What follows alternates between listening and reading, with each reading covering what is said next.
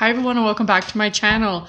This is a little different for me. I'm filming at night, so the house is full. My dog's here, my fiance's here, so you might hear some things in the background that aren't usually there, but welcome back to Thriller Thursday. I hope everyone had a good week or weekend, whatever it is for you guys or when you're watching this, but welcome back to Thriller Thursday. Super excited. So last week we talked about Clifford Olson, and not that great of a guy. He was not good at all. So that wasn't exciting. A lot of theories, a lot of controversy with that case.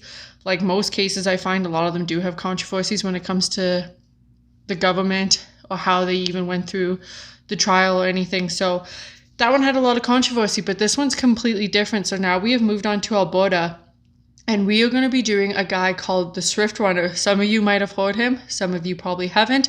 This was back in the 1859s, that area back in the Hudson Bay. So if you have heard about him, then you're probably an actual true crime fan. If you haven't, get ready for another good story. So a couple things I just want to address. Again, if you are new here, make sure you follow my socials. I'll link them right here. Also, if you're wondering about any of the products that are going to be on my face, I do list them all below, so make sure you check those out. Also, I have a giveaway coming up. Actually, today is the day that I'm going to be announcing my giveaway on my Instagram, so I'll put my Instagram there again. And make sure you guys, if you haven't, make sure you subscribe to my channel, you like and share my post to get ready. So you are going to be entered in to win the first ever Thriller Thursday t-shirt. So that's super exciting. And that will be announced at 6 p.m. on Thursday, which will be today. Another thing, if you're looking at this beautiful shirt that I'm wearing, pretty lovely, right? So it is from Basic Beauty Boutique. If you are from where I am from, you know and love that shop. I shop there all the time. I'm always there. And they are also the people I am teaming up with for this video and for the t-shirt that I'm going to be giving away.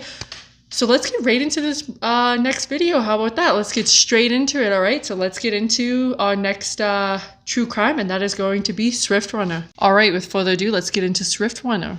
Okay, also remember to like and subscribe if you like these videos, and let me know any comments down below. So Swift Runner was a Cree man who lived during the last century in what is now known as Central Alberta. So if you are wondering where Central Alberta is, that would be kind of considered now being Fort Saskatchewan. So Swift Runner was a very popular man in his Cree community, and he was also a very tall man. He was pushing over 6 feet, so he was quite giant of a man. And if you know anything about back then, that is a very tall man. So he's over 6 feet, and he also made his living being a guide and a trapper for the Northern Mountie Police, which is kind of like the RCMP now, but not quite. So, but over time, the problem erupted. Swift Runner liked his whiskey, and due to the fact that he was liking his whiskey, everything was going left field for him. He was drinking excessively. He was getting violent when he was drinking. His habits got him into trouble, and first he was fired by the Mountie Police due to the fact of his excessive drinking, and then he was kicked out of his tribe due to his he was a very angry drunk. And you know what? We all know those people who are very angry when they drink. But at that time, alcohol was kind of new to the Cree people. So as he got that taste, it wasn't sitting right for his community.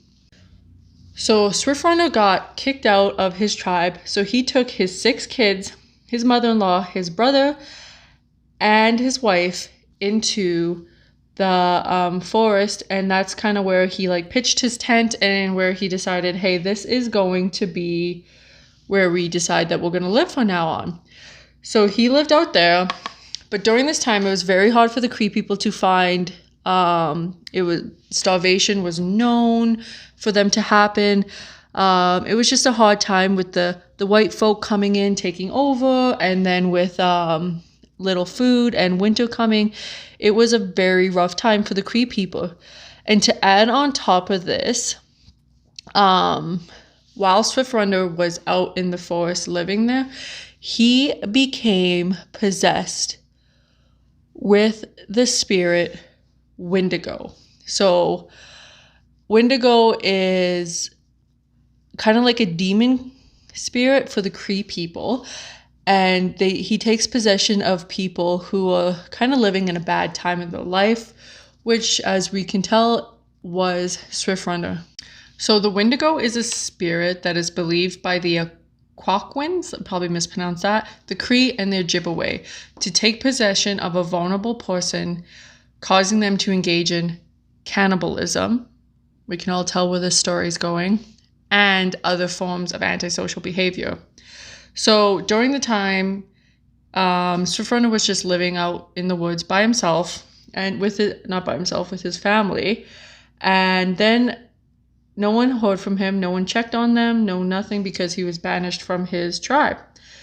So then, all of a sudden, spring rolls around and Swift Runner staggers out of the woods and into a priest missionary. So while he did that, the priest kind of could tell that something was wrong with him, and they asked, hey, what's wrong? And that is when Swift Runner told them that his family has perished, that they all starved to death due to the fact that he was unable to provide to them all summer, or all winter, I guess. He was unable to give them food, and because of that, his family had starved to death. So Swift Runner is a big man, right? We all remember he's over 6 feet, big guy. And I guess when he came out of the woods, he was looking pretty healthy. He was over 200 pounds. He had muscles. He wasn't emaciated. He didn't look like he was starved at all. So at this time, the priests are kind of looking at him like, okay, why aren't you looking like you're starved? Why don't you look like you haven't eaten for how long? So the priests wondered why he didn't succumb to starvation, and they started getting a little bit more suspicious. They also said that the Cree people that the priest knew that were living out in the woods had very successful hunting seasons. So this made them even more suspicious that why did they have successful hunting seasons and he was unable to. So due to this fact that they decided that this was getting a little too suspicious, and then they also noticed that Swift Runner was having a lot of nightmares. So he was waking up in the middle of the night, screaming about his kids, about his wife, and they were like, hey, you know what? Something's up. So this is when they had to go talk to the Northern Mounted Police and kind of say like, hey, you know what? This guy, something's not adding up here. He's obviously having nightmares, and he can't really give us a satisfactory a story of what happened to his family. He tells us one thing, next day he tells us the next. He's waking up in the middle of the night screaming about his kids. We don't really know what's going on. Can you guys investigate a little bit more? So the priests decide that they were going to have to tell the RCMP, or the Royal Mounted Police at the time, and they've only been in power for about 5 years now. So they told them that, hey, this guy's out here not making sense, not a true story. He can't give his story straight, so maybe you guys should investigate a little bit more. And I guess what drew the line for everyone was the fact that Swift Runner then randomly decided that he was going to lure a group of kids out into the forest. And that's kind of when everyone was like, yeah, no, we're going to have to stop this guy. Something's not right. So Gangun was the RCMP. I'm just going to say RCMP when it's Northern Mounted Police. I keep getting that mixed up. Sorry. So Gangun was given the task to investigate Swift Runner. Him and a very small police force were the ones that were kind of the ones that had to deal with the investigation. There wasn't many of them at the time due to the fact that they've only been into the province for 5 years. So Swift Runner was like, he obliged. He said, yeah, I will take you guys to my camp and we can look around. So he showed the inspector and the small group where his camp was. And near his camp, there was a grave. And he explained to them that that was his son who died of starvation. And at that time, that one grave was his son's. His one son did die of starvation. And unfortunately, it was another one of the reasons why like Swift Runner kind of had an episode, a psychotic break. And that was one of the reasons. So when they opened the grave, they noticed that none of the bones have been moved or anything. So they were like, okay, yeah, that makes sense. But as they were looking through the campsite, they found a skull. And Swift Runner straight up said, that's my wife's skull. And then without even like hesitation, he was like, okay, let me tell you what happened to my family. And began to tell the cannibalistic story of how the Wendigo, I don't think I said that right, the Wendigo possessed him and what he did to his family. So Swift Runner began to tell the RCMP, or the Northern Mounted Police, exactly what happened. So at first, Swift Runner said, the Wendigo started haunting his dreams. The spirit was calling on him to kill everyone that was around him. He then proceeded to kill his wife and eat her. And he also forced one of his sons to eat his wife, because his son was very young at the time. And like, I don't know about you, but if that was me at that situation, we didn't have that much food, and then my dad was like, I just boiled this up for you, eat it, I'm not going to say no. So he proceeded to kill his wife.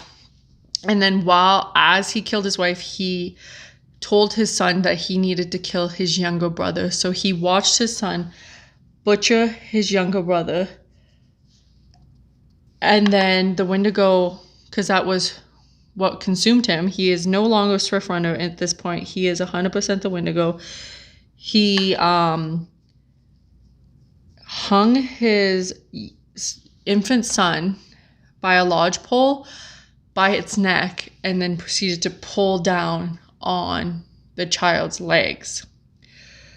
So that's how he killed his infant son, which is honestly horrible in my eyes. I think that was probably like the worst way to die.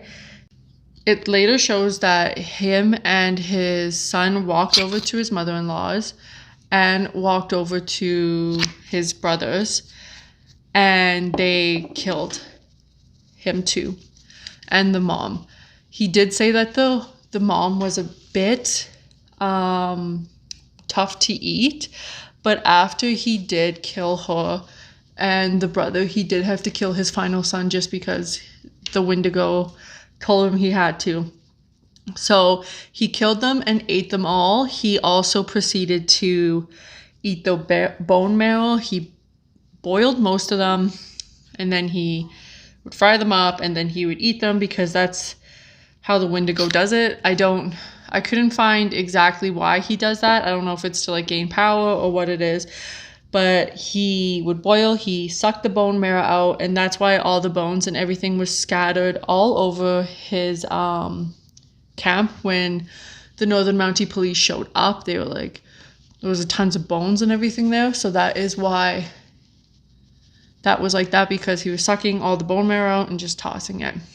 So the Mounted Police at that time didn't even question it. They're like, this guy is guilty. So they hauled him back to the Catholic mission, and they also took some evidence with them that they could pick up, so all the bones and everything. If you look online, you can see the photos of the bones and everything. Like, he ate a lot of them, because there was nothing left. There was completely nothing left of these people but just the bones, and even the bones are all cracked and stuff, like I said, eating the bone marrow. So the trial began on August 8th, 1879, and the judge and jury did not take the Wendigo serious, the Cree religion serious at that time. And they were like, no, you did this, you're going to jail forever because of what happened. So this is one of the reasons. We're dealing with another one that is, did they do it right? So did he do something horrible? Yes. Did he kill and eat his family and admit to it? Yes. But the jury was full of white people. So again, he has no clue. They have no clue what the Wendigo is, or even the Cree religion. Then they didn't even like bother listening to him. And they were like, okay, he's guilty. We're going to execute him. And that was the final verdict, was the execution. But my thing is, I know nowadays it's a lot different. Like we talked about Vincent Lee, who claimed he was not criminally responsible due to the fact that he heard God tell him that, hey, that guy's going to kill you. You have to kill him.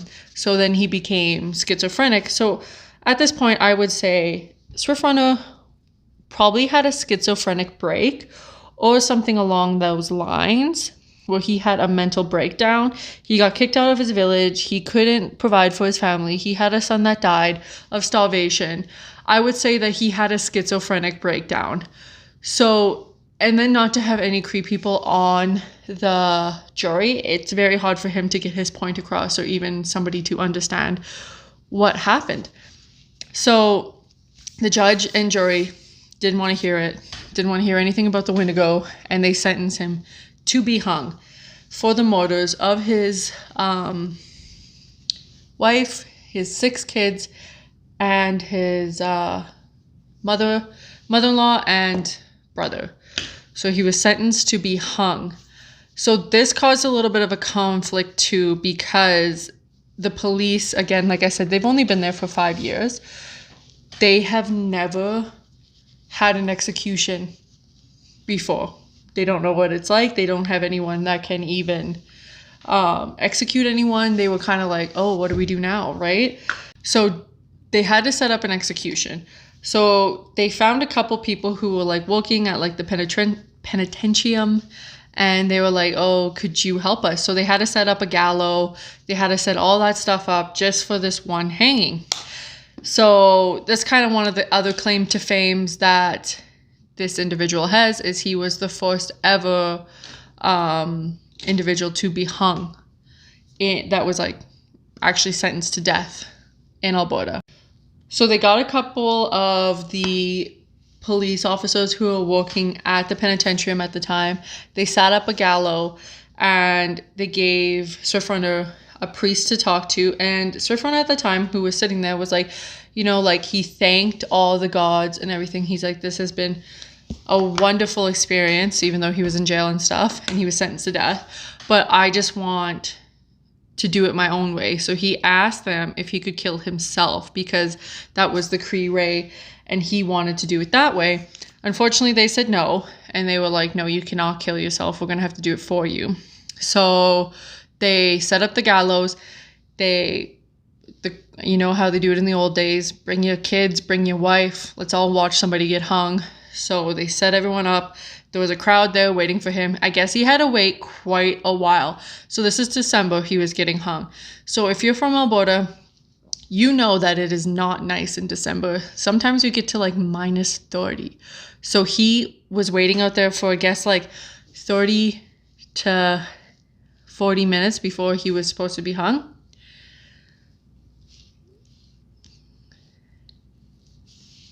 So another thing was, while he was waiting, he never showed remorse at all. So he never showed remorse about the killings when he was on trial. So that was another reason why people were kind of like skeptical of him. So he showed no remorse. So right when he was about to be hung, he told everyone that he was very sorry for his actions. Told them it was a Wendigo. He thanked all the police officers for being so nice to him. But then he also like pinpointed and berated the ones that had made him wait outside. He was like, it's cold. I'm not waiting here anymore. Like, you guys should have just killed me a while ago because I'm too cold. And then pulled the lever. He was hung. And I read something where somebody who witnessed the hanging said it was like one of the best hangings. I don't know what that means. That it was just so clean the way they executed it. Because I know back in the day, like with like guillotines and stuff, things can go south fast where you think you got all the angles and everything down. You send that thing down, boom, bounces off their head and they're just strangling. So they said it was a very clean execution.